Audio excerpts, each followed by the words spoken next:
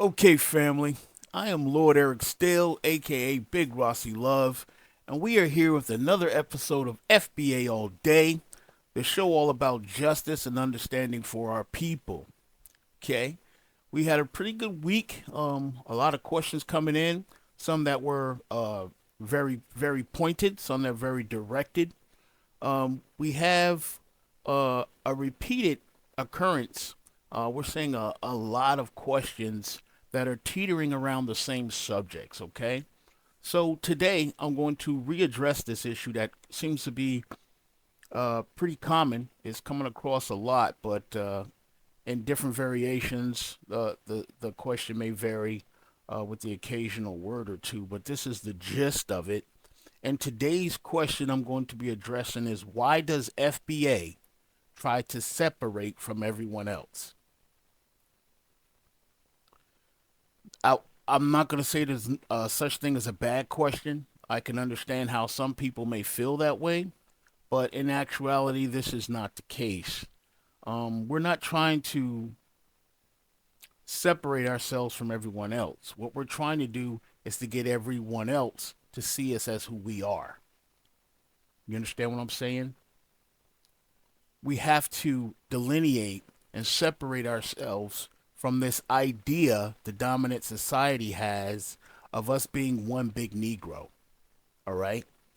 We're tired of everybody pulling themselves away when they have accolades. And then when something terrible goes down or something horrible happens, they're just considered black. It's the blacks. We're beyond that. We're so past that, all right? What we're saying is these individuals who come over here and want to be separate from us, they delineate from us first. And then they want to do their weird ideas and then get counted back among us. And we're not having that anymore. When we realize people want to give themselves accolades, we're perfectly fine with that, but you're going to hold your garbage as well. We're no longer going to be accepting responsibility for people who are not among us.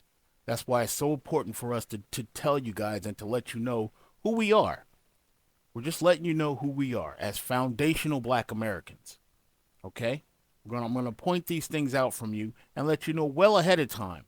We just started this. This is not even telling you guys that we're something different is not even a 5-year thing. We haven't been called FBA for more than 5 years now. So it's fairly new. We just recently, before that, we tried to separate by saying American descendants of slaves. But then everybody hopped on it. And then Yvette Carnell and those guys turned it into some LGBT group thing where she's the leader. That we're not playing those games. There is no leader for the FBA. Okay? For a foundational black American, there is no leader. That's our lineage. It's literally who we are. So there is no leader. It's who we are. It's not a group. It's not something you join. There's no dues. There's no meeting place. That ADOS or whatever that mess is totally different from us. It's got nothing to do with us. Okay? Because the term is too ambiguous. American descendants of slaves, that doesn't mean that there have been slaves here in America. That just means they're here. You see what I'm saying? So somebody that was a slave in Somalia or a slave anywhere else can move here and say they're an American descendant of a slave. It's too ambiguous. So ADOS is something different. Don't confuse that with us. A lot of my letters I get people say FBA/ADOS. It's not the same thing. It's not even close. ADOS is an LGBT group, just like Black Lives Matter. That is an LGBT group. That has nothing to do with us. Okay? Understand? The founders of Black Lives Matter, those people put their sexuality and their personal sexual preference before the whole of our people. We don't get down like that. I'm not saying those people in that group can't be FBA, but I do know that that particular group is more of a preference leaning towards LGBTQ versus black people here, our foundational black Americans. Okay. So I'm going to address the question. I'll give it to you so you can get an understanding of where we're going. And then I'll break it down why we have to delineate from these people. Okay, I'll break it all down for you. Okay, so the question says, why does FBA try to separate from everyone else? Okay, that's fine. And I'll give you the everyone else so you can see why and why it becomes necessary. There was a group for the Latinos, your Puerto Ricans, your Hispanics, your the conglomerate of them. They are under this thing called LULAC. LULAC. LULAC stands for the League of United Latin American Citizens. Did you hear that? It didn't say the League of United Latin and Black Citizens. That's not what it says. That's not what it says. It doesn't say League of United Latin Americans and Black and Brown Coalition. That's not what it says. LULAC stands for League of United Latin American Citizens. And their mission statement. The mission statement of LULAC is, the mission of the League of United Latin American Citizens is to advance the economic condition, educational attainment, political influence, housing, health, and civil rights of the Hispanic population in the United States. They're focusing on the Hispanic population. They're not focusing on the Hispanic and black and Hispanic. That's not what they're focusing on. Their word black is not mentioned anywhere in their mission statement. Do you understand that? Okay, and we'll give them that. This is fine. That is fine for them to have their thing. You don't hear us crying saying, "Oh, that's divisive. Why you guys separating from us?" We didn't do that. We don't do that. We don't call them and complain, and we don't do that. We don't send them letters saying, "Why you guys don't think about black people?" We don't do that.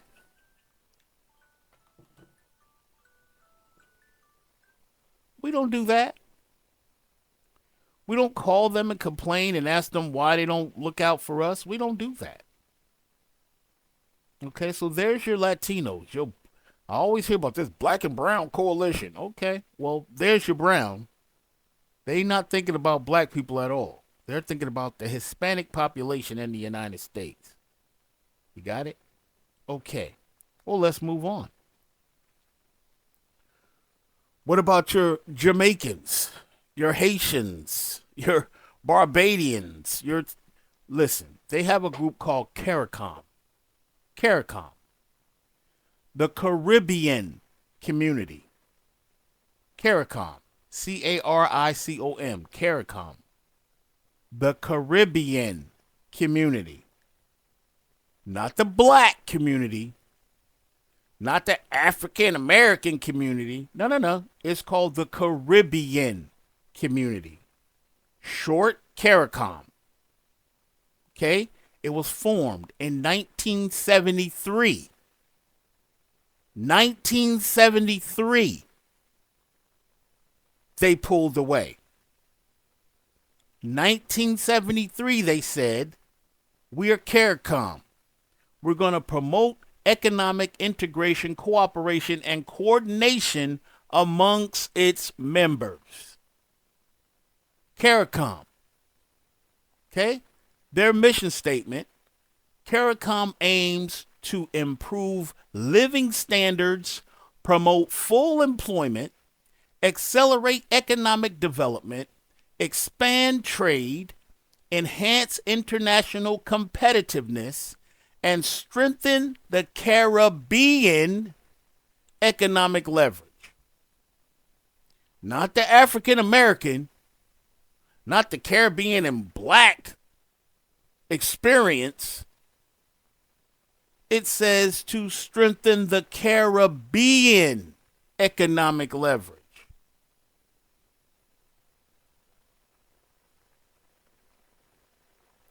We don't call them and complain. You didn't see us saying, "Oh, these guys are pulling away from us," because this happened in 73. We don't complain. You don't see us calling them, sending them letters talking about, oh, you guys are being divisive. Why are you pulling away from us? You don't hear that. You don't see that. That's your Caribbeans. There's your Latinos. Okay. The AU, which is short for African Union. You would think surely they wouldn't want to be separate from us. You would think that, huh? And you would be mistaken. The African Union's mission statement is to promote the unity and solidarity of the African states. Let me repeat that. To promote the unity and solidarity of the African states. African states, not African American, African states. To coordinate and intensify their cooperation and efforts to achieve a better life for the peoples of Africa. Not the people of America, not the people of Africa and America. No. To achieve a better life for the peoples of Africa. To defend their sovereignty, their territorial integrity and independence. To eradicate all forms of colonialism from Africa, not from America. From Africa. Do you hear any concern in that statement for the people here? Do you hear any overtones of let's all join together and hold hands and kumbaya? Do you hear any of that? Because I don't. I didn't hear it. I don't see it in their mission statement anywhere. For some reason, well, I know the reason, but our people here, the foundational Black Americans, we are the most welcoming group of people on the planet. We accept people from everywhere. We fight for everybody. Well, we used to fight for everybody all the time. And do you know what we get in return? We get disrespect. That's what we get. We get smart comments like, you guys are being divisive. Or you guys, why do you want to separate? We all came here on the same boat. They love to say that now that we're trying to separate. Now all of a sudden it's a kumbaya fest because we don't want to be a part of their nonsense anymore. Now it's, why are you guys trying to separate? They've been doing it. They separated themselves from us. Way before we decided to stand on our business, we tried to welcome them. We tried to welcome people in. We fought. The civil rights was fought. Before the civil rights, you guys weren't even allowed to come here. Without the foundational Americans fighting here on this land, we had to literally fight to allow you guys to even be able to immigrate here. And then once you got here, the first thing you did was set up your little enclaves for each other. That's the first thing you did. Each of you. The Latinos, the Africans, the Caribbeans, the first thing you did was separate yourself from us. Even though we fought to get you here. No thank you. No appreciative movements at all. No studying of the history. You believe the first thing somebody tell you about us.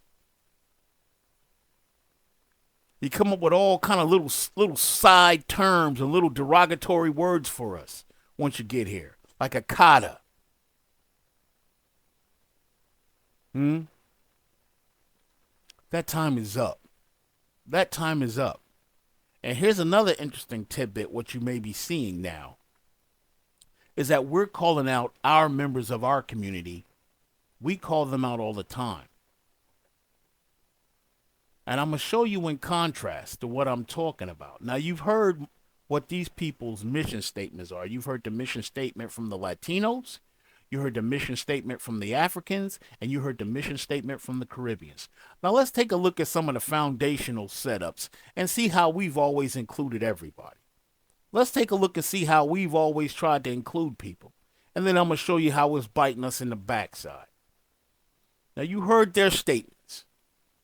Okay? Now do you know we have something called the NAACP? It's supposed to mean the National Association for the Advancement of Colored People. But I've told you guys time and time again about ambiguous terms. Time and time again, I've spoken to you about these ambiguous terms. Colored. What the heck is colored? This is why we had to create our own subset. Because we've always been inclusive, and it always winds up biting us in the end. We cannot be inclusive, because that allows people to infiltrate and take things away and do things their own way, even though the NAACP was founded by some Caucasians. There was Caucasians in that when it was founded, so you should have known it was going to go askew at some point. There's some Jewish people in there, if I'm not mistaken, some Caucasian people in there, and I'm not saying that's a bad thing. But what you have is the original intent gets distorted. The original intent was not for colored people. It should have been for black people. We were the ones that were enslaved. There is no colored people. That term is too ambiguous. It allows anybody to come in. Colored people. What is colored? I'm not colored. I am a foundational black American. I'm not colored. You understand? But here's their mission statement, just so you can see how inclusive we've always been. The mission statement is to achieve equity, political rights, and social inclusion. Social inclusion by advancing policies and practices that expand human and civil rights, eliminate discrimination, and accelerate the well-being, education, economic security of black people, and here's the trick bag, and all persons of color. Now, words, the forming of words and the usage of words is so detrimental if you don't put them in the right perspective. You understand? By including people of color, because you already said of black people, okay? So of black people, period, is where it should have been. But they didn't stop there. And all persons of color comes after. So when funds are divvied out, guess where the black people fall on that persons of color list? Take a guess where the black people fall in the priorities of the NAACP. Take a guess. At the bottom. It's the same as saying minority. We've always been placed at the bottom. We are the last to get the resources because we allow them to use these ambiguous terms. There is no freaking minority. I'm not a minority. I'm not a person of color. I'm not a minority. I am a foundational black American. That is the term that we use. It can't be redone. It doesn't allow anybody to pick on. You can't have parents from the Caribbean and consider yourself a foundational black American. It doesn't work that way. You're not. Okay? You're not. You can't have parents from Africa and consider yourself a foundational black American. You're not. Do you understand? You can't be from Haiti and consider yourself a foundational black American. It doesn't work.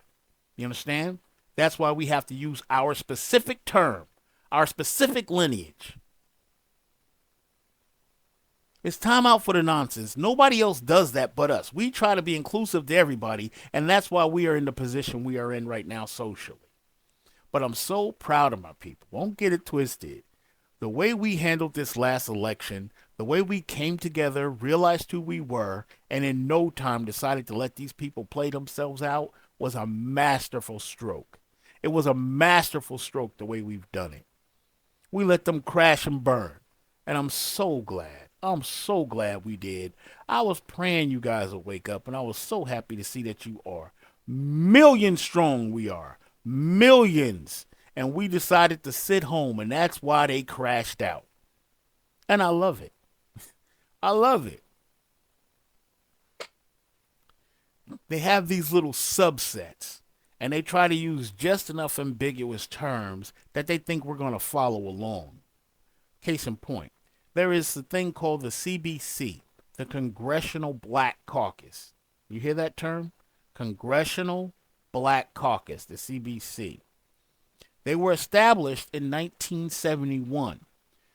Their mission is committed to producing tangible results in suffering communities through legislation that creates jobs, fosters minority business opportunities, and builds a stronger foundation for the future. You see how ambiguous that is? How wide open and broad that is? Do you see that? Now, gaze that towards what we heard from LULAC. Gaze that what we heard from CARICOM. Gaze that against what we heard from the AU. See how those guys were specific? We're trying to get our specific people. Now look at the Congressional Black Caucus. These are the ones that are going to be making laws, that are supposed to be addressing our issues. Our issues. They're talking about minorities. They're talking about suffering communities. Guess who's going to be at the end of all that? Guess who's at the bottom? Who's not getting a crumb from any of those plans and programs that they have? These people are literally in there fighting for the immigrants. They're literally in there fighting for people who aren't even supposed to be here.